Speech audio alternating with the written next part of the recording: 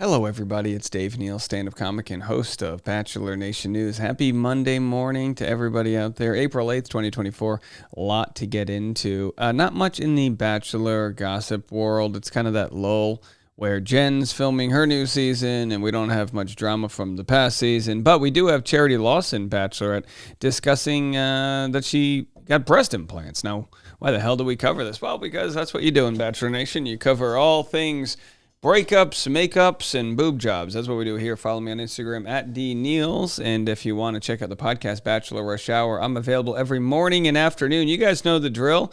But I loved this morning's episode. I had a ton of fun with it. But in this one, we're going to discuss Charity getting her girls done, as it were.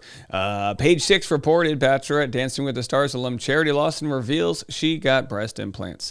Rather than read their article, we'll just play the full 3.5 minutes of what she said. And why are we talking about this? It's a personal choice. Well, she's talking about it. She talks about it. We talk about it. If it was just a video about speculating whether someone got implants or not, it'd be like, okay, that's kind of weird. If they don't want to talk about it, why should we? But of course, she's not only talking about it, she's promoting the doctor she used, which means there's most likely a brand deal, in which case she's going to get another 5,000 to 10,000 clicks out of us. And of course, that's always good. So if you're getting your boobs done, come over here to Dave Neal's channel and we will promote the hell out of it.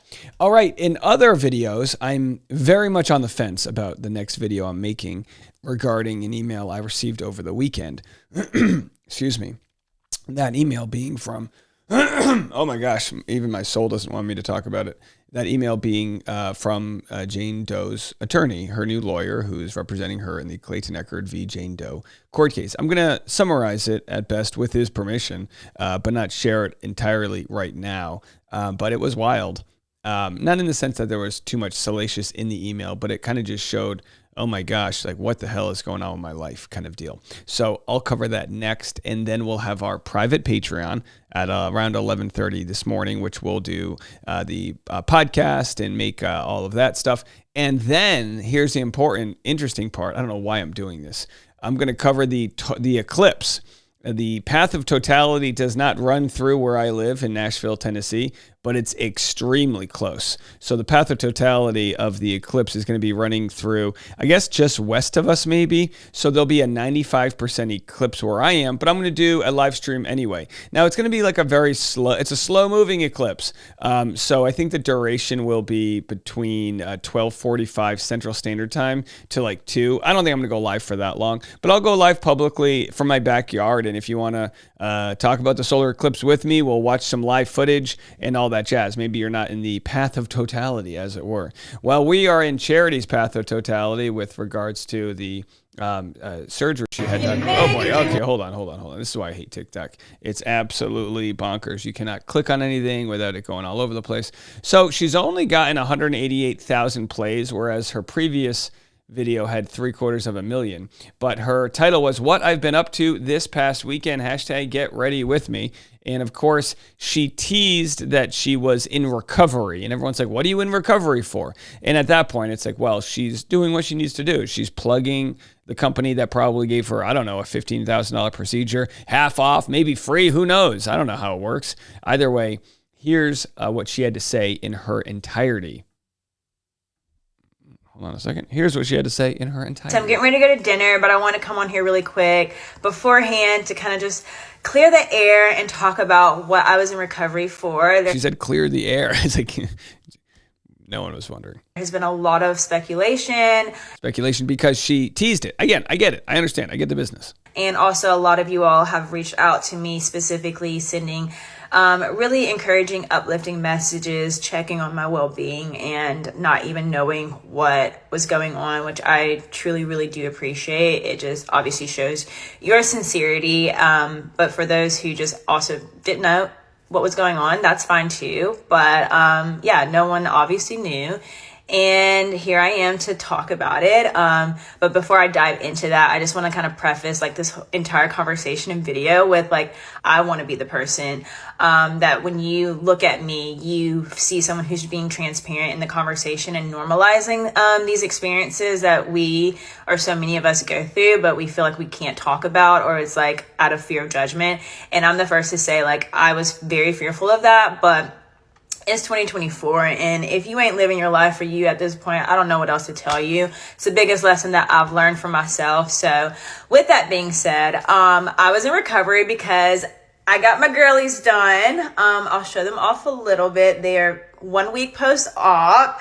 As you can see. I don't know much about boob jobs, but a friend of mine got one or two, I think. And she, she talked a lot about how like they have to take a long time to settle, and you have to have extra sports bras to protect them in the. I don't know. I'm sure things have changed since those days, but and I know people will leave comments, and I think it's healthy to talk about these things. It's like the elephant in the room. People are going to know she got them done. She might as well get a deal with the guy who's doing it. I'm all for that transparency. Even if I turn to the side a little bit, it's like, whoa. And if I turn to the side a little bit, like it's still like in proportion with my frame. I'm very petite. By the way, she's in a bathroom. The echo, the reverb in the bathroom is no bueno. Can we get some towels on the marble just to soak up some of these echoes? And tiny, so I knew that going in, and I was like, I don't want this to be like, oh my God, this girl got her titties done. But like. Most people, from what I've been told, is they end up getting bigger than they ask for, and not everyone. We've had this discussion before, and not everyone that happens to. But you go into the knife, they like, do you want how many X amount of cc's, and you're like, yeah, and then they go, well, what if we gave you 20% more? You're gonna always regret not having bigger. In her case, she's like, I'm already tiny. Just give me a little. Really, I wanted it to be very natural. I wanted it to just be really for me. Ultimately, that's why natural's not having that. But I understand getting this done is for myself. It's something that I kind of sat on for a long time, and then I was like, I don't think I'm ready. I just wanted to do something for me, and I did. And I just want to give a shout out to my doctor, Dr. Baird. I got it done while I was in LA, so a very quick turnaround, which was, I always say, like, the best. He's the best in the industry, truly, because for me to be on day 2 and I was up around like, hey, moving, trying to get used to them, like it was everything.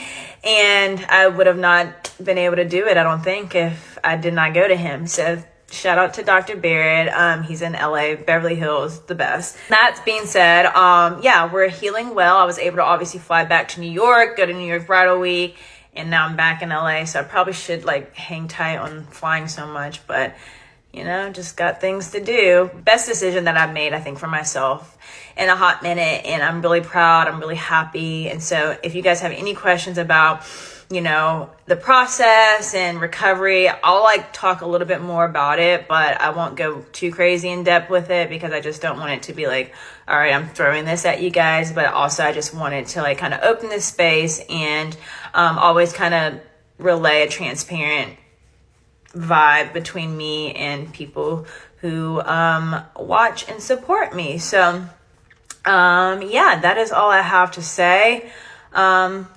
I love them. If you're on the fence about it, don't be, jump it, do it. So I'm getting ready There it is. Don't be on the fence. Jump it, do it.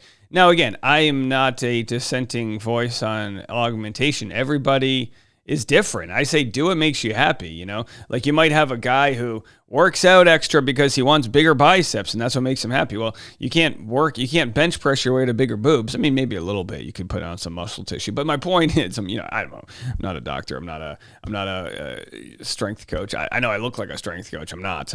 But either way, do what makes you happy. Now, what I would say if say like my wife or someone close to me, my family was considering breast implants, I would just say, well, be aware of breast implant illness. Like, know that it exists, right? We have Claire Crowley, whatever. She was, of course, talked about her explant surgery. It's a big deal. A lot of people get explant surgery because your body's immune system sort of never takes the implants, and maybe that'll change over time. I know people in my audience that say, I've had implants for 25 years. They're perfectly fine. Sure, absolutely. And then there'll be people that say, oh, I've just had this light depression. I get these weird issues. And breast implant illness is a tough one because it's not just like some giant rash that comes, where your incision was. It's like internal. It's like your body's fighting it. So you just have these constant, what feels like autoimmune issues. I'm not a doctor. I'm just saying you would want to keep an eye on that, because if any of that ever came up, you'd have to go, okay, is the juice worth the squeeze? And I'll tell you what is worth the squeeze: squeezing that like button. Please hit the like button.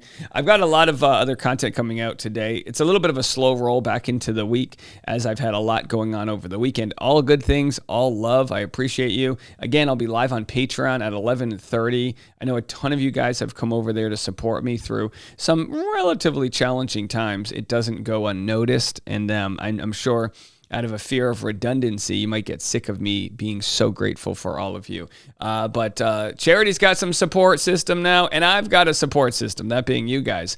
I've got the augmentation of an amazing audience, whatever that means. I'll talk to you guys in a little bit.